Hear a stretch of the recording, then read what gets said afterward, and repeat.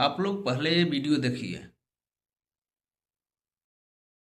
जब जिन्नात ने लड़की को उठा लिया, फिर गौसे पाक ने ऐसा क्या किया? उस जिन्न की गर्दन काट दी गई। चलिए जानते हैं। बगदाद के रहने वाले एक बुजुर्ग अब्बू सईद हजरत गौसे आजम रहमतुल्लाह अलैह की खिदमत में हाजिर हुए और रोते हुए बोले, हुजूर मेरी एक जवान बेटी है, आज वो छत पर गई थी कि अचानक न जाने उसे क्या हुआ, वहाँ से गायब हो गई। मुझे लगता है उसे किसी जिन्न ने अगवा कर लिया है। सरकार गौसे आजम ने उनकी परेशानी सुनी और एक खास तरीका बताया। तुम आज रात शहर के बाहर करख के वीराने में जाओ, वहाँ एक टीले पर बैठकर अपने चारों तरफ एक दायरा खींच लेना और दायरा खींचते वक्त ये कहना, बिस्मिल्लाह अला नियति अब्दुल कादिर। रात में वहाँ जिन्नात के लश्कर गुजरेंगे, उनकी शक्लें डरावनी होंगी, लेकिन तुम डरना मत, वो तुम्हारे दायरे के अंदर नहीं आ सकेंगे। आखिर में जिन्नात का बादशाह आएगा, तुम उससे मेरा सलाम कहना और अपनी बेटी का मामला बताना। वो बुजुर्ग हुक्म के मुताबिक उस वीराने में गए और दायरा खींच कर बैठ गए। जब रात का वक्त हुआ तो डरावनी शक्लों वाले जिन्नातों का गिरोह वहाँ से गुजरने लगा। कोई बिना सर का था तो किसी के कई सर थे, वो भयानक थे, लेकिन दायरे की वजह से